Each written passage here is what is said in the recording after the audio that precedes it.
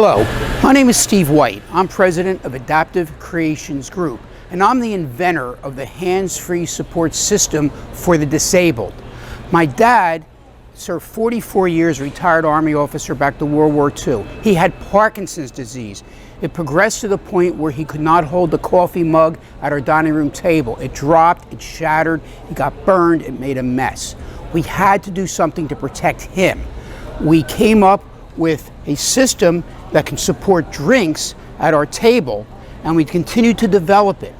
At one point, he went through a rehab that also had a nursing home, and the residents were lined up in wheelchairs in the hallway doing nothing.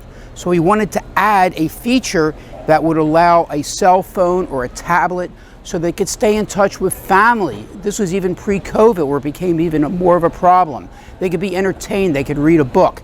As you can see here, there are 8 different points of adjustment, and you can move the connection, the clamp, at any height for a small child to a tall adult. You notice here we have a very large mug, but we have a reducer, and this will hold water, nutritional drinks, soda, whatever the patient or the resident or at home might need.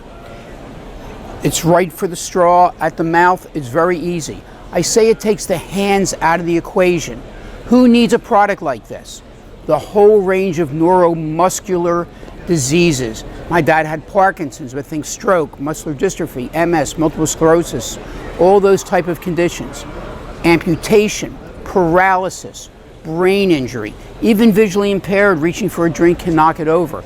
So we wanted a product that not only would help people like my dad, but the whole range of people that struggle to safely hold a drink.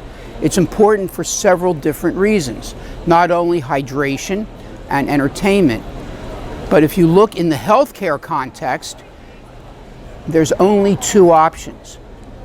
You hold the drink or you clean up the spill. If there's a spill, say in a hospital bed or in the recliner, it triggers a series of events. The nurse, the aides, housekeeping have to come, change the patient. If there was a hot drink, you have to take care of a burn. You have to roll the patient, change the bedding. That takes time.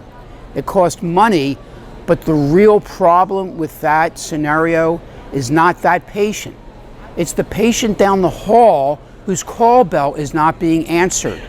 We have studies that show that when a patient gets frustrated because their call bell is not answered, especially if they have disorientation, some dementia, they try to get out of bed, they fall, they fracture a hip, a head injury, it can prove fatal. I practiced law for many decades. This could be a liability for the healthcare facility.